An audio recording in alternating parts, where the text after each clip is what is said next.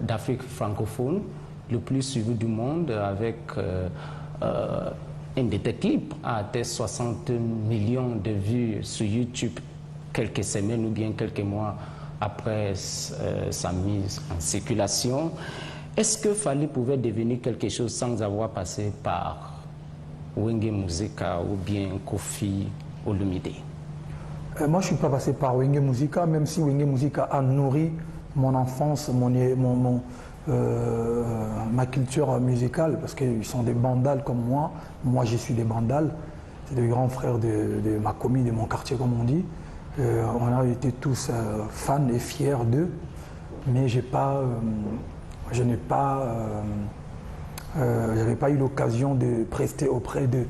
C'est vrai que j'ai commencé jeune dans le quartier latin. Et ouais, c'est vrai, c'est mon parcours. C'est-à-dire qu'aujourd'hui, j'avais forgé mon travail. C'est grâce à mon travail qu'on m'a repéré pour venir adhérer au groupe Quartier Latin. Bon, après, je ne saurais pas vous le dire aujourd'hui si je pouvais devenir quelqu'un sans passer par ce groupe mythique de mon pays, qui est le Quartier Latin. Je ne suis pas Dieu en fait. Mais bon, en tout cas, Dieu a fait en sorte que je passe par là pour que je devienne l'homme que je suis aujourd'hui. Souvenez-vous parfois tes amis d'enfance et où sont certains d'entre eux aujourd'hui? Vous êtes une star mondiale. Quels sont tes amis d'enfance qui sont aussi dans la sphère mondiale? Ouais, mes amis d'enfance, d'ailleurs, j'ai beaucoup d'amis d'enfance qui m'accompagnent d'ailleurs. Le chef d'orchestre de mon groupe, c'est-à-dire le chef de mon groupe, qui est mon guitariste, qui s'appelle Zagalo. Il est tout le temps avec moi. Aujourd'hui, je pense que mon album Droit Chemin est sorti en 2006. On a commencé à travailler depuis 2006 jusqu'à aujourd'hui. Et c'est lui mon ami d'enfance, c'est-à-dire qu'on a commencé la musique le même jour. Il était batteur, moi j'étais chanteur, danseur. Et c'est lui le chef de mon groupe aujourd'hui. Il s'appelle Zagalo. Vous allez voir toujours, il y a un gars derrière moi qui a de dreadlocks, on dirait un Jamaïcain, qui joue la guitare rythmique. C'est mon ami d'enfance, ça veut dire j'avais 12 ans. Non, on a grandi ensemble. Et il y en a un, le maître chorégraphe de mon groupe qui s'appelle Madova. Lui, par contre, je l'ai connu, j'avais 3 ans, 4 ans. Et il est aujourd'hui avec moi. Jusqu'à aujourd'hui, il a fait plusieurs voyages avec moi. Le chef d'orchestre, le chef de mon groupe, c'est-à-dire le chef, c'est lui qui dirige. Quand je ne suis pas là, il s'appelle Atélé. C'est mon ami d'enfance aussi. On a commencé depuis 98. En fait, moi, je suis entouré de mes amis d'enfance. Et pour ceux qui sont déjà connus, qui sont devenus célèbres dans le monde musical, j'ai des amis... ou bien en politique, ou bien dans d'autres sphères de la société, football, je ne sais pas. Les amis d'enfance qui sont devenus politiciens ou footballeurs professionnels que vous pouvez connaître, non. Mais les artistes, j'ai commencé avec des artistes comme un célèbre guitariste de l'orchestre Wenge Musica Maison Mère qui s'appelait Flam Kapaya. Il est à Paris, en ce moment il est en mode solo, il fait sa musique gospel. Il y a certains dans le gouvernement ou bien dans les organisations internationales, il y en a? Oui, mais bon. Par exemple? Ils ne sont pas connus ici, quoi. Mais à Kinshasa, tout le monde, ça veut dire qu'ils sont connus. Ok. Ouais.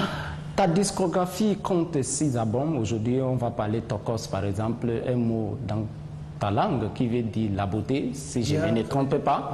Beauté, jolie, bien, très bien. Tout à fait. Mais lorsque nous écoutons la musique de Fally Ipupa, un thème est récurrent, l'amour. Pourquoi?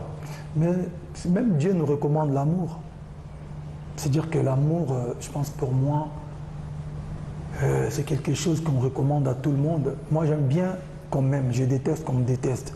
C'est-à-dire que l'amour, moi, je chante l'amour sur toutes ses facettes. Donc, je pense qu'aujourd'hui, s'il y a l'amour, là où il y a l'amour, il n'y a pas vraiment de la haine, il n'y a pas d'injustice. Ça veut dire, si nous excluons l'amour dans la société, vous n'aurez rien à chanter sur ça? Non, je chante l'amour.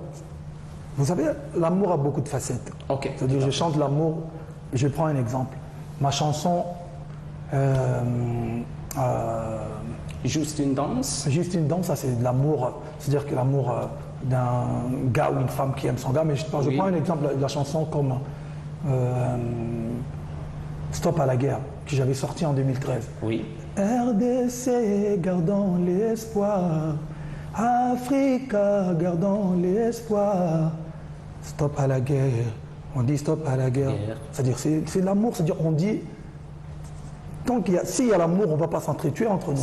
Il y a une chanson que je viens de sortir, ça s'appelle Migrant des rêves. J'avance les yeux fermés, migrant des rêves. C'est-à-dire, l'amour a beaucoup de facettes. Mais évidemment, aujourd'hui, quand on chante l'amour, c'est vrai que les gens, la partie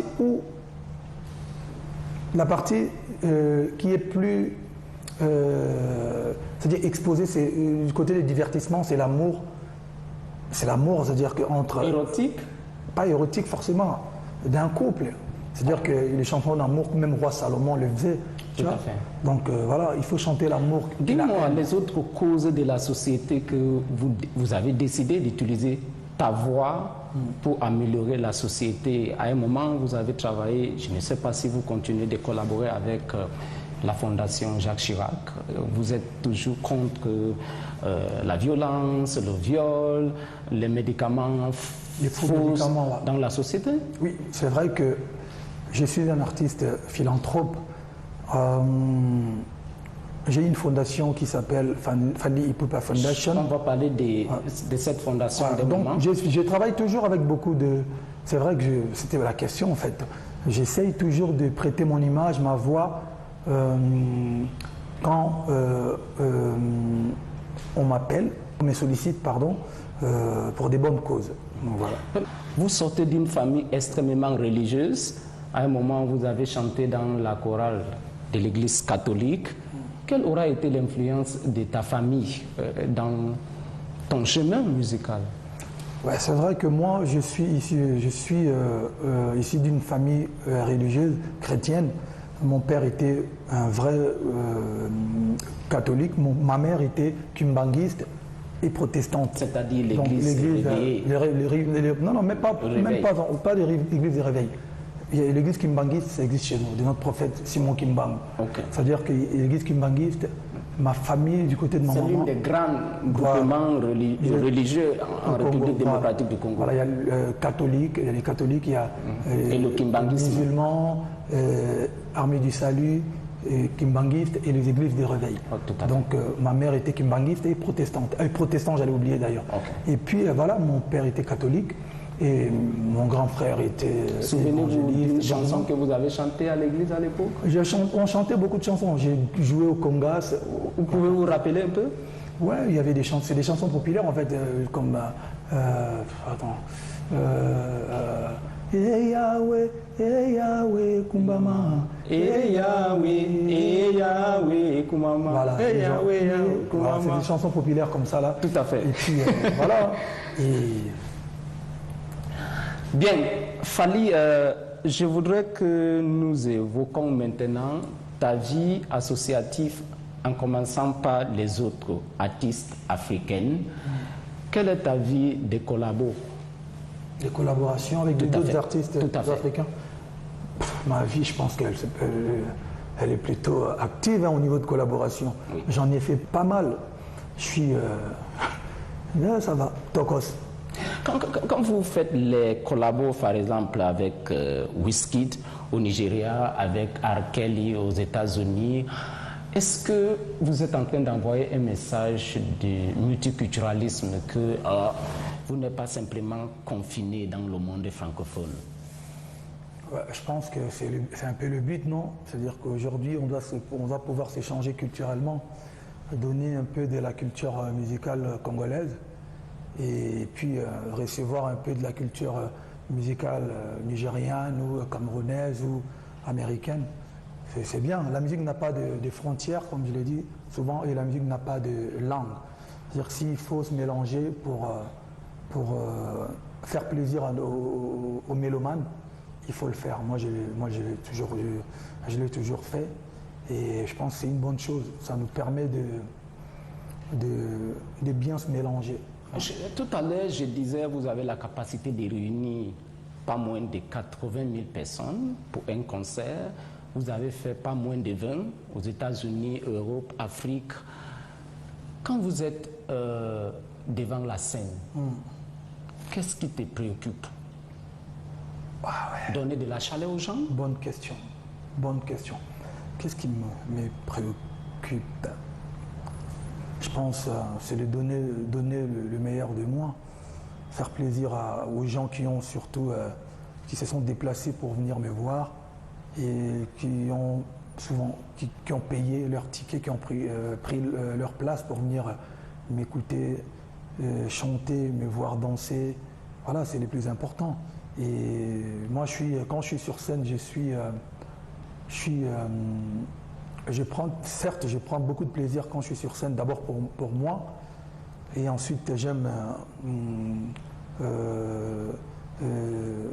donner aussi de plaisir. Donc sur ça, j'aime, voilà, je suis focus. Pour les gens qui me connaissent, quand je suis sur scène, j'aime vraiment être dans mon élément, j'aime pas qu'on me dérange, j'aime que ça se passe bien, quoi.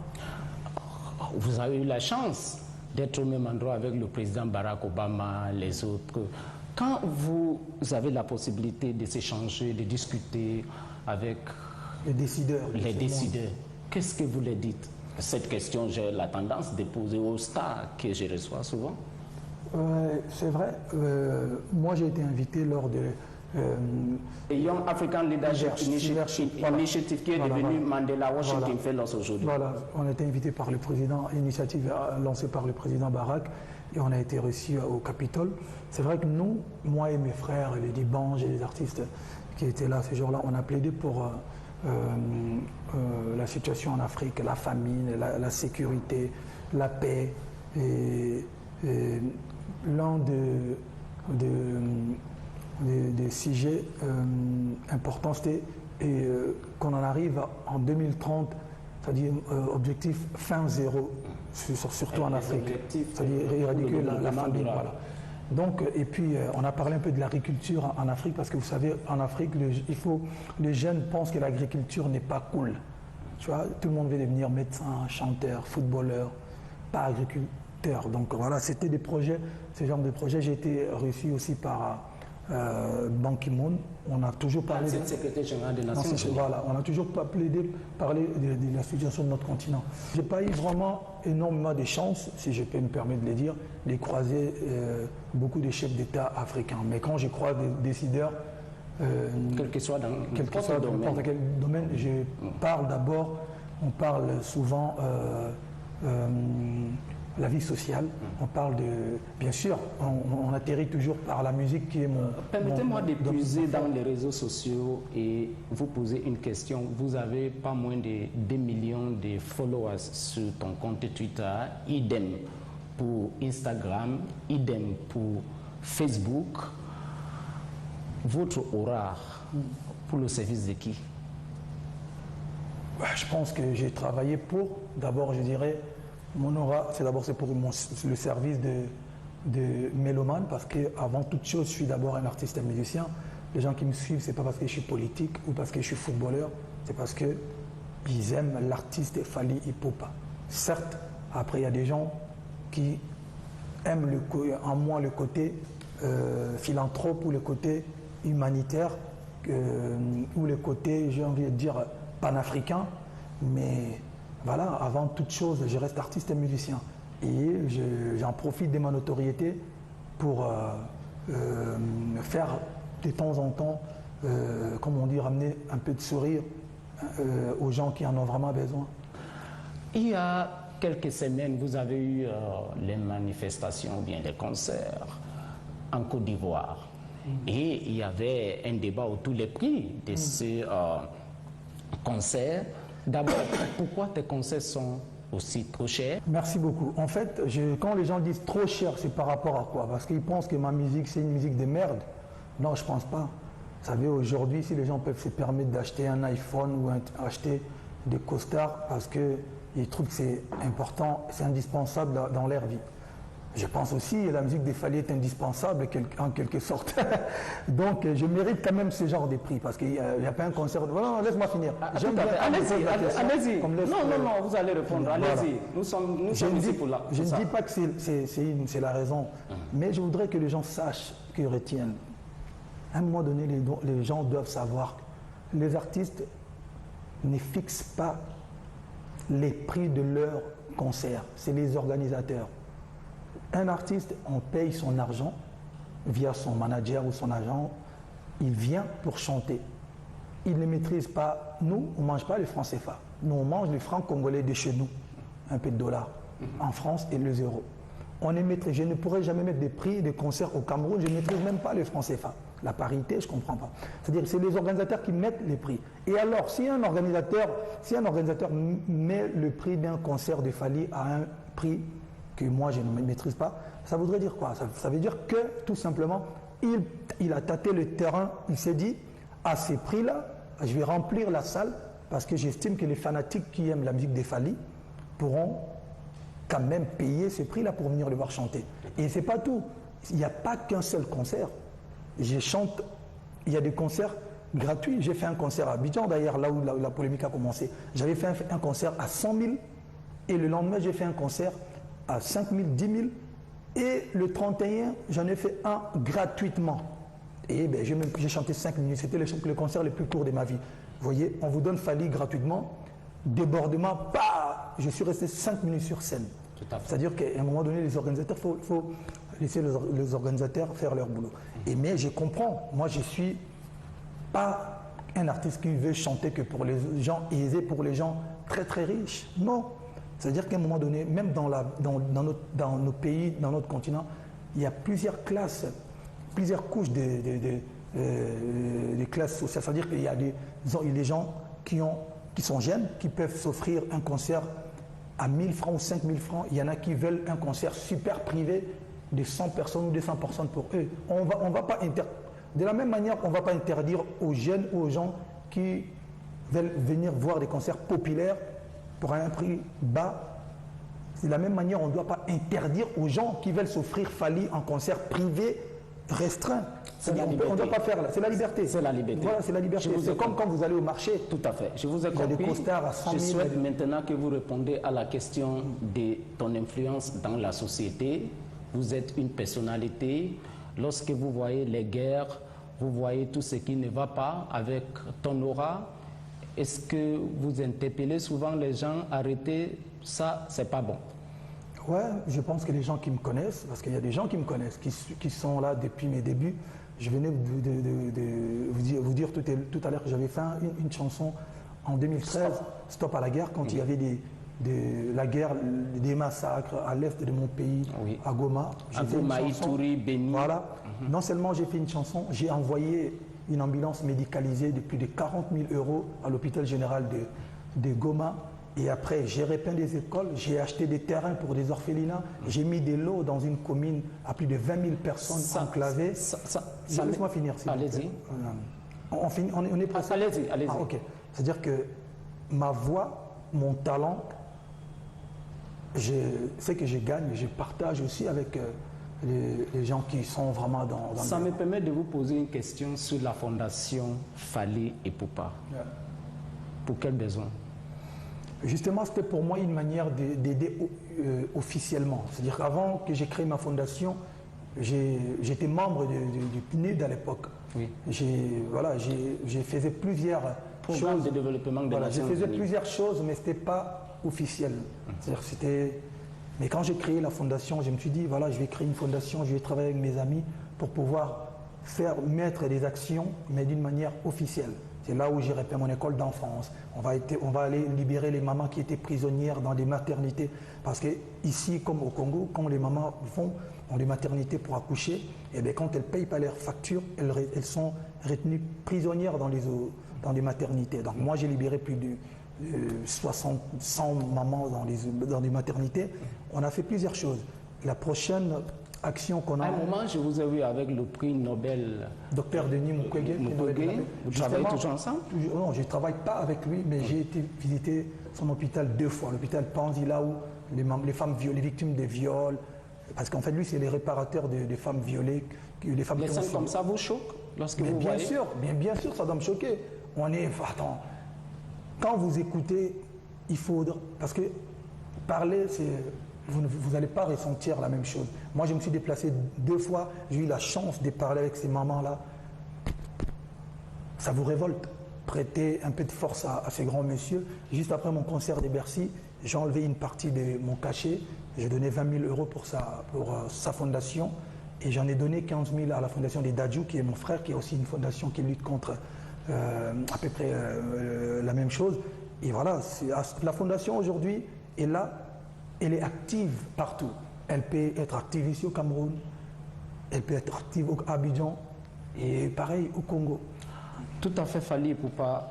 Maintenant, nous évoluons dans un monde particulier, le Covid ou bien la Covid-19. Cette pandémie a redéfini presque toute activité humaine. Quel aura été l'impact de la Covid-19 sur ta carrière? C'est l'une des industries les plus impactées négativement, la musique. Ouais, comme tout le monde, hein, vous savez, aujourd'hui, c'est vrai que tous les pays, tous les continents ne sont pas impactés de la même manière, mais néanmoins, tout le monde subit la même chose. Personne ne peut aujourd'hui faire son travail correctement. Il y a toujours des restrictions, il y a trop de problèmes. Mais voilà, on doit relativiser et rester positif. Voilà, on essaye de voir les bons côtés de la chose, c'est-à-dire que voilà, ça nous a permis à beaucoup de personnes de comprendre quelles sont vraiment des choses essentielles de la vie en fait. Est-ce que la Covid-19 a changé ta perception de la société particulièrement bien et sûr. dans quelle manière? Mais bien sûr, avant quand on vous disait, il y a des fois, il y a même, je sais, il y a des fois où j'avais, on me proposait d'aller faire des dates, on me proposait de sortir. Quand j'étais fatigué, quand je trouvais que voilà, j'avais besoin d'être seul ou me concentrer sur autre chose, j'étais pas vraiment, même si j'y allais, mais j'étais pas vraiment chaud. Mais aujourd'hui, les voyages nous manquent, les concerts nous manquent, même les déplacements nous manquent. Et on peut plus faire des câlins avec la famille, on peut plus se permettre de se serrer les mains. Ben, ça veut dire on doit apprendre, et je pense que ça va rester dans nos vies, quoi. Ça veut dire qu'on est obligé d'apprendre à vivre autrement. L'interview va finir dans moins de 3 minutes. Je vais vous poser une question sur DJ Arafat, qu'à un moment vous avez dit sa mort vous a fait très mal. Ça, c'est vous-même. Quelle était ta relation avec DJ Arafat? C'était l'un des artistes les plus connus du continent? Ouais, c'est vrai que, vous savez, dans notre showbiz, comme on dit dans le monde musical, il y a beaucoup d'amis, il y a des collaborations, il y a des échanges qui se font, mais on a aussi des amis et frères avec qui vous avez partagé beaucoup de choses. Moi, DJ Arafat, c'était vraiment un frère, c'était plus qu'un simple collègue. On a partagé beaucoup de choses. Je lui donnais des conseils, on s'appelait, mais la fois, je me souviens même la fois où il avait des problèmes avec sa maman, et j'étais obligé d'intervenir, j'avais croisé sa maman. Le grand frère Yves Dembélé dira à sa maman, non, Fally, c'est vraiment un frère pour Arafat, essaye de parler avec Fally, il pourra peut-être trouver une solution. Donc j'ai parlé avec la mère, j'ai pris mon téléphone, j'ai appelé Arafat, je lui ai dit, je viens de croiser la daronne, essaie d'arranger. Et j'ai pris mon vol le soir, quand j'ai atterri sur Paris. J'avais déjà vu des photos, des vidéos, comme quoi il est allé rendre visite à sa maman. Okay. Donc c'était vraiment plus qu'un collègue. Okay. Sa mort m'a beaucoup choqué. Et pareil, ça m'a vraiment... Voir quelqu'un avec qui il était jeune, ça restera toujours pour moi. Voilà, le journal panafricain Jeune Afrique, à un moment, vous a classé parmi les 50 personnalités les plus influentes du continent. Il y a une pratique chez les Africains aujourd'hui, surtout un groupe de la diaspora africaine qui estime que leurs frères et sœurs, lorsqu'ils ne soutiennent pas certains politiciens, surtout ceux d'un groupe dit les partis de l'opposition, vous êtes un traître, ils passent le temps à perturber vos concerts, vous n'êtes pas le seul, il y en a presque tous les pays. Que leur répondriez-vous de ce comportement? Je pense qu'aujourd'hui, moi j'ai toujours dit, je suis apolitique. Je pense que c'est ma vision en moi. Donc je préfère, certes j'ai des amis qui font la politique, mais je préfère être artiste qui chante l'amour, divertissement. J'aime pas trop chanter pour les politiques ou la politique. C'est mon choix personnel. En même temps, si on dit, c'est récent dans ta musique. Voilà, c'est-à-dire que ça c'est mon choix personnel. Et aujourd'hui en même temps, on dit que c'est la démocratie. Ils doivent avoir des artistes comme nous. Ils doivent avoir aussi des artistes qui ont des amis qui veulent soutenir les politiques ou la politique. C'est libre à eux. C'est-à-dire on ne doit pas dire la démocratie que quand ça nous arrange. Qui sommes-nous aujourd'hui pour dicter à l'autre de ne pas faire ça, ça ou ça? Non, moi je chante pas pour les politiques, je ne fais pas la politique. Mais de l'autre côté, je dirais aussi qu'on ne doit pas frapper ou insulter ou martyriser les artistes parce qu'ils ont leur couleur politique. Non, la politique, c'est d'abord, comme on dit, la tolérance aussi, tu vois. Je pense qu'aujourd'hui, on n'a pas forcément besoin, parce que souvent les gens qui frappent les artistes et musiciens ou les gens qui taxent les autres de traîtres, mais quand on leur donne un petit billet, c'est eux qui retournent leur veste rapidement. Donc voilà, je pense qu'aujourd'hui, on doit être tolérant. Même si on n'a pas la même vision, mais que chacun fasse sa politique ou son choix de son côté, sans la brutalité, sans la violence. On n'a pas besoin de violence en tout cas. Tout à fait. Comment fallait Poupa gérer sa famille avec tous ces déplacements de gauche à droite? Madame, les enfants. Comme un grand monsieur, comme un chef. Comme un parent, comme un papa, C'est facile? Non, c'est pas facile. Ton statut non, c'est pas facile. C'est pas facile à la maison? Non, c'est pas facile. C'est vrai que c'est pas facile, mais bon. Quel est ton plus grand challenge? Mon plus grand challenge? Oh, j'en ai plusieurs, moi. Si je commence à les déballer ici, là, on n'aura plus le temps. Non. Mais je pense que, en fait, aujourd'hui, je pense que c'est toujours compliqué, même pour les journalistes. Vous voyez, on peut laisser nos familles pour aller faire des interviews ailleurs. Et c'est toujours compliqué. C'est-à-dire que les gens qui n'ont pas ce genre de problème, c'est des gens qui travaillent à la maison, télétravail. Voilà, parce que tu peux sortir juste pour un jour et tu manques à tes enfants, ta femme, tes amis. Tu peux sortir, ne serait-ce pour 1 heure, tu manques à ta femme ou tes enfants. C'est-à-dire que en même temps, la vie c'est un choix. Dites-moi, Fally et Poupa, lorsque vous ne serez plus sur la scène musicale, how would you like history to judge you? En tout cas, moi, c'est vrai que je suis un avant-gardiste. Je suis plutôt quelqu'un qui aime être en avance, mais sur ce point-là, j'ai pas encore travaillé. Donc, consommez d'abord le Fally chanteur. Voilà. Vous préférez que je vous consomme toujours? Voilà, c'est-à-dire que je demanderai aux gens d'être patients. C'est-à-dire que je suis d'abord les chanteurs. Le futur, c'est Dieu, quoi. Qu'est-ce qui vous inspire? Quelle est ta relation spirituelle avec Dieu? Parce que vous citez Dieu tout le temps. Moi, je crois en Dieu parce qu'on est trop parfait pour dire. L'aigle congolais, non, quand même, qui se vaut tout le temps. Ouais, je pense qu'on est trop parfait pour revenir de nulle part. Je crois en Dieu. Je sais que, voilà, Dieu existe. Bon, même si aujourd'hui, tu vois, il y a beaucoup d'églises, beaucoup de choses qui font en sorte que les gens commencent à se poser des questions de religion, pasteur, évangéliste, dîme par là, offrande par-ci. Mais il faut croire en Dieu. Et puis Dieu nous demande d'être des bonnes personnes. Je vous demande... Give back, il faut faire du bien aux gens. Je vous demande maintenant de parler en lingala, en souhaitant chacun la paix ou bien un message de la paix, parce que je vous ai vu dans plusieurs interviews dans le monde et le mot la paix est toujours dans ta bouche. Ouais, en tout cas, dans le bas, Kimia Ezala na bisonyo surtout, Bonana 2021 na batunyo surtout, santé malamu, bozala malamu, mais vous consommez des mingi Tokos 2. Tokos. Tokos 2.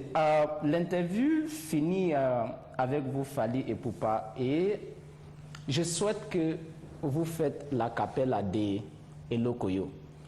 Pour la capella, je vous laisse télécharger l'album et venir au concert. Voilà. Ils vont le faire, mais je souhaite avoir ta voix naturelle. Moi, je souhaite qu'ils achètent ma musique. J'ai chanté des a cappella que tu ne m'avais pas demandé de faire, mais pour Elokoyo, acheter Tokos 1, le premier, ça fera du bien. Je vous dis, moi-même, j'ai déjà fait.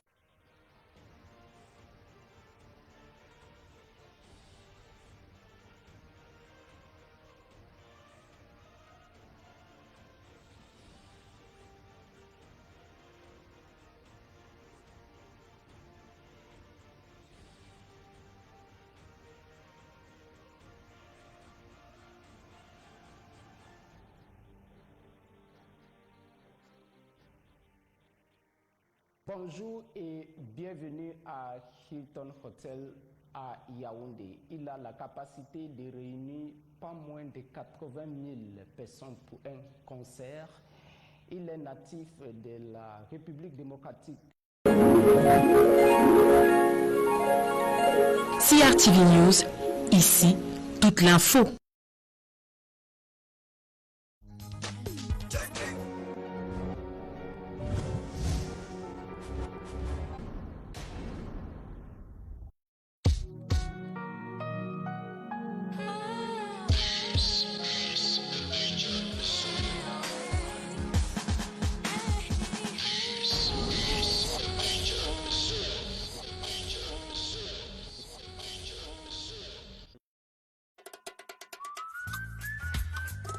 Aujourd'hui, il fait le tour du monde grâce à ses œuvres.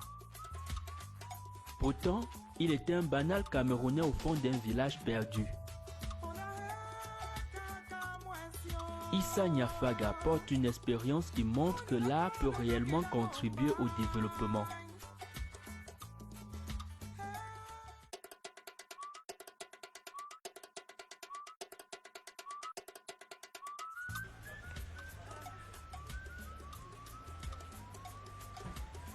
Issa Niafaga, c'est un artiste camerounais qui vient d'une petite localité dans le Mbamekime. Et d'ailleurs, je vous invite à me suivre. Pardon.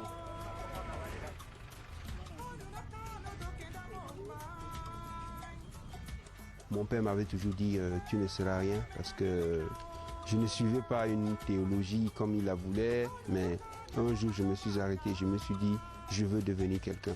Et voilà, c'est l'homme que je suis devenu.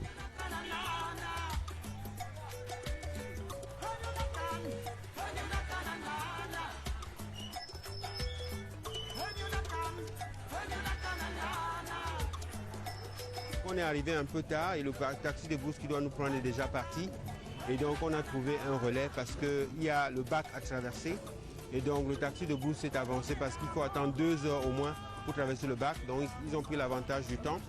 Et là on est en train de négocier avec ce taxi pour qu'il nous amène au bord. Ensuite on va retrouver le taxi de brousse qui va nous amener en Ditam. Donc on est ici au marché du soir. C'est le marché où on prend les taxis de brousse pour aller un peu dans les régions reculées de Bafia. Et plus haut, il y a le plateau et puis la gare routière où on est descendu. Donc ça, c'est Bafia. C'est la dernière ville avec l'électricité et le téléphone, le réseau téléphonique. Parce qu'après ça, on n'a plus de réseau téléphonique et on n'a plus d'Internet, ni d'électricité. Donc c'est vrai que j'ai le confort des avions, des grands hôtels, des grandes expositions, mais aussi voyager comme ça, c'est quelque chose qui fait partie de la réalité de là d'où je viens. Et je dois m'adapter, donc je ne peux pas me formaliser en disant trouvez-moi une voiture climatisée avec tout le reste, c'est pas...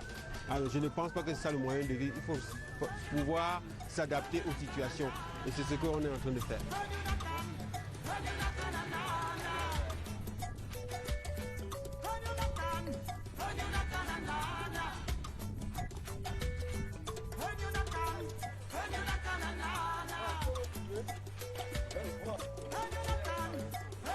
On se trouve sur le bac de Guérima, donc c'est à 15 minutes de Bafia, à peu près 15 km. Et déjà on rencontre le sous-développement parce qu'ici il n'y a pas de pont depuis des années. Donc là on a derrière moi les taxis de brousse. Donc ce sont les taxis de brousse qui aident un peu les populations à se déplacer dans la région. Bon, il y a aussi les mototaxis et puis